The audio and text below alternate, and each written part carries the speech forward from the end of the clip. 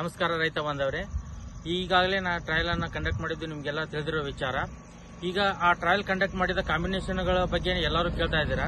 Trials ಅನ್ನೋದು certain steps and procedures ಅದಾವ, government rules and regulations ಅದಾವ. ಯಾಕಪ್ಪ ಅಂದ್ರೆ ನಾವು ರಿಸಲ್ಟ್ ಅನ್ನ ಒಂದೇ ನಾವು ಅದನ್ನ ನೋಡೋಕ್ಕಾಗಲ್ಲ. ಅದರಿಂದ ಆದ ಸೈಡ್ ಎಫೆಕ್ಟ್ಸ್ ಏನದಾವ ಅದನ್ನು ನೋಡ್ಕೊಂಡು ಅಬ್ಸರ್ವೇಷನ್ ಮಾಡ್ತಾ ಇದ್ದೀನಿ. ಯಾಕಂದ್ರೆ ಫ್ಲವರಿಂಗ್ ಏನಾರ ಎಫೆಕ್ಟ್ ಆಗಿದೆ, ಫ್ಲವರ್ ಡ್ರಾಪ್ ಆಗ್ತಾ ಇದ್ದೇನೆ ಅಂದ್ರೆ ಹೂಗಳು ಉದುರ್ತಾ ಇದಾವೇನ, ಎಲಿಗಳ ಮೇಲೆ ಸ್ಕಾಚಿಂಗ್ ಬಂದಿದೆ ಅಂದ್ರೆ ಸುಟ್ಟಂಗ ಆಗ್ತಾ ಇದೇನೋ, ರೈತ ಸ್ನೇಹಿ ಕೀಟಗಳು ಅದಾವು ಭೂಮಿಯಲ್ಲಿ, ಅವುಗಳ ಮೇಲೆ ಯಾವ ರೀತಿ ಎಫೆಕ್ಟ್ ಆಗ್ತಾ ಇದೆ ಅದನ್ನ ನೋಡಿಕೊಂಡು ಮುಂದಿನ ಹಂತಗಳಲ್ಲಿ ನಾನು ಇದನ್ನ ನಿಮಗೆ ವಿಚಾರವನ್ನ ತಿಳಿಪಡಿಸ್ತೇನೆ. ಇನ್ನೊಂದು ಏನು ಹೇಳ್ಬೇಕಂತಂದ್ರೆ, ನಾವು BSc ಮತ್ತು MSc ಕಲಿಯುವಾಗ ಅಗ್ರಿಕಲ್ಚರ್ ಎಕ್ಸ್ಟೆನ್ಷನ್ ಅಲ್ಲಿ ಲ್ಯಾಬ್ ಟು ಲ್ಯಾಂಡ್ ಅನ್ನೋ ಒಂದು ಕಾನ್ಸೆಪ್ಟ್ ಅನ್ನ ನಾವು ಓದ್ತಿದ್ವಿ. ಅದನ್ನ ಕೇಳಿದ್ರೆ ಬಹಳ ಚಂದ ಅನಿಸುತ್ತೆ. ಏನೋ ಒಂದು ಟ್ರಯಲ್ ಒಂದು ರಿಸರ್ಚ್ ಅನ್ನ ಕಂಡಕ್ಟ್ ಮಾಡಿದ್ದನ್ನ ರೈತರಿಗೆ ಮುಟ್ಟಿಸುವುದು ಈಸಿಯಾಗಿ ಅಂತ ನಾವು ತಿಳ್ಕೊಂಡಿದ್ದೆ. ಬಟ್ ಕೋಲಾರದಲ್ಲಿ ನಾನು ಕಂಪನಿಯಲ್ಲಿ ಕೆಲಸ ಮಾಡುವಾಗ ಒಂದು ಜೇಕಿನ ಮೇಲೆ ನಾನು ಕೆಲಸ ಮಾಡಿದೆ, R&D ವರ್ಕ್ ಮಾಡಿದೆ ಟೊಮ್ಯಾಟೊ ಮತ್ತು ರೋಸ್ನಲ್ಲಿ. ಆ ಹಂತದಲ್ಲಿ ಏನಂದ್ರೆ ಯಾರು ರೈತರು ಮುಂದೆ ಬಂದು ನಮ್ಗೆ ಟ್ರಯಲ್ ಕಂಡಕ್ಟ್ ಮಾಡ್ತೇವೆ ನಿಮ್ಮ ಹೊಲದಲ್ಲಿ ಅಂತಂದ್ರೆ ಯಾರು ಮುಂದೆ ಬರ್ತಿದ್ದಿಲ್ಲ. ಯಾಕಪ್ಪ ಅಂತಂದ್ರೆ ಅವ್ರಿಗೆ ಭಯ, ಏನು ಟೊಮ್ಯಾಟೊ ಹಾಳಾಕೈತೆ ಅನ್ನೋ ಒಂದು ಭಯ ಹೆಚ್ಚಿಗೆ ಕಾಡ್ತಾ ಇತ್ತು. ಬಟ್ ನಾವು ಅವ್ರನ್ನ ಕನ್ವಿನ್ಸ್ ಮಾಡಿ ಒಬ್ಬ ರೈತನ್ನ ನಾವು ಕನ್ವರ್ಟ್ ಮಾಡಿ ಅವರಲ್ಲಿ ಸಕ್ಸಸ್ ಅನ್ನ ಕಂಡ ನಂತರ ಈಗ 7 ವರ್ಷ ಆಗಿದೆ ಆ ಎಕ್ಸ್ಪೀರಿಯನ್ಸ್ ಅನ್ನ ನಾನು ನೋಡಿ. ಈಗ ಕೋಲಾರ ಭಾಗದಲ್ಲಿ ಜೇಕಿನ ಮೇಲೆ ಟೊಮ್ಯಾಟೊದಾಗ ಎಲ್ಲರೂ ಸ್ಪ್ರೇ ಮಾಡ್ತಾ ಇದ್ರ. ಅದೇ ರೀತಿಯಾಗಿ ನಾನು ಈಗೇನು ನೀವು ಸ್ಪ್ರೇ ಮಾಡ್ತಾ ಇದ್ರೆ 3-4 ಪಂಪ್ಗಳನ್ನ ಒಬ್ಬ ರೈತನ ನಾವು ಎಜುಕೇಟೆಡ್ ಆದವರು ತಿಳ್ಕೊಂಡವರು ಒಬ್ಬ ರೈತನ ನಾವು ಕನ್ವರ್ಟ್ ಮಾಡಿದ್ರೆ ಅದ್ರ ರಿಸಲ್ಟ್ ಏನಾರ ಕೀಡಿಗಳಲ್ಲಿ ಕಂಟ್ರೋಲ್ ಬಂತಂದ್ರೆ ಒಬ್ಬ ರೈತನಿಂದ ನಾವು 10 ರೈತನ ಕನ್ವರ್ಟ್ ಮಾಡಬಹುದು. ಒಬ್ಬ ಎಜುಕೇಟೆಡ್ ಆಗಿ ಒಬ್ಬ ನಾಲೆಜ್ ಇರುವಂತ ಪರ್ಸನ್ 1ರಿಂದ 4 ಮಂದಿನ ಕನ್ವರ್ಟ್ ಮಾಡಬಹುದು. ಎಲ್ಲರೂ 8ರಿಂದ 10 ಪಂಪ್ ಅನ್ನ ಸ್ಪ್ರೇ ಮಾಡಿ ಕೀಡಿಗಳ ಹಾವಳಿಯನ್ನ ಕಂಟ್ರೋಲ್ ಮಾಡಬೇಕು.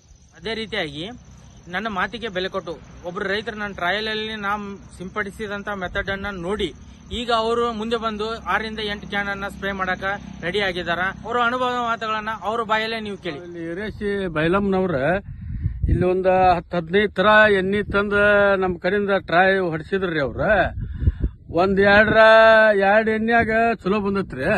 ನಮ್ದು ಬಾಳ ಕೀಡಾಗಿತ್ತದ.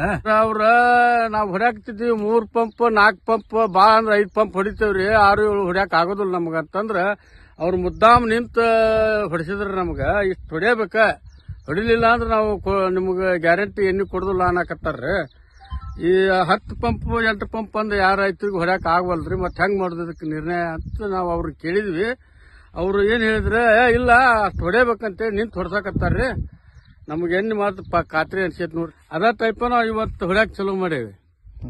ಎಷ್ಟಂತ ಒಟ್ಟ ಎಕರೆಕ್ 6ರಿಂದ 8 ಪಂಪ್ ಅಂತ ಕಂಪಲ್ಸರಿ ಹೋಗ್ಲೇಬೇಕ್ರಿ. ಹಂಗಿದ್ರ ರೈತಗೆ ಒಟ್ಟು ಉಳಿತೈತಿ. ಇಲ್ಲ ಅಂದ್ರೆ ನಾವು ಹೊಡಿಲಂಗ ನೋಡ್ರಿ. ಅದ ಸರ್ ನಮಗ್ ಮತ್ತೆ ಕನ್ಫರ್ಮ್ ಆಗಿ ಹೊಡ್ಯಾಕತ್ತೇವ್ರಿ. ಅದ ಮುಂದೆ ರೈತರಿಗೆ ಬಿಟ್ಟು ಕೊಟ್ಟ ವಿಷಯ ರೀ. ಒಟ್ಟು 6ರಿಂದ 8 ಪಂಪ್ ಹೊಡಿಯಬೇಕಂತ ಅದ್ನಾಗ ಪ್ಲಾಟ್ ಅಲ್ಲಿ 1ನೇದ ಪ್ಲಾಟ್ ಅಲ್ಲಿ 2ನೇದ ಅಲ್ಲಿಂದ ಅಲ್ಲಿ ಹೊಲದಿಂದ ಇಲ್ಲಿ 3 ಇಲ್ಲಿ ಬಂದ್ರಿ. ಇಲ್ಲಿ 3ನೇದ್ರಿ.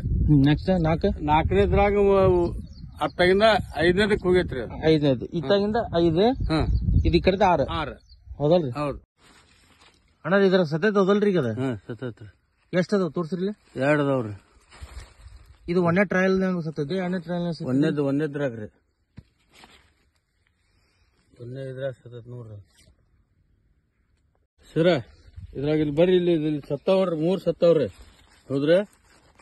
ಇದು ಏನ್ ನೋಡ್ರಿ ಸರ್, ಅದು ಟ್ರಯಲ್ 2 ರೀ. ಇದು ಇದು 3 ಸತ್ತವ್ರಿ. ಇಲ್ಲೊಂದ್ ಐತ್ರಿ, ಇಲ್ಲೊಂದ್ ಐತಿ, ಇಲ್ಲೊಂದ್ ಐತಿ. ಟ್ರಯಲ್ 2ನೇ ಸತ್ತಿದ್ರಿ. ಹ್ಞೂನ್ರಿ. 3 ಸತ್ತಾವ್. ಟ್ರಯಲ್ ನಂಬರ್ 4ರಾಗ್ರಿ 4 ಕೀಡಿ ಸತ್ತಾವ ನೋಡ್ರಿ ಸರ. ಎಣ್ಣೆ ಹೆಸರು ಯಾವ್ದು ನೋಡ್ರಿ ಸರ್? ಅದು ಮುಟ್ರದ ಸತ್ತೈತಿಲ್ರಿ? ಸತ್ತೈತ.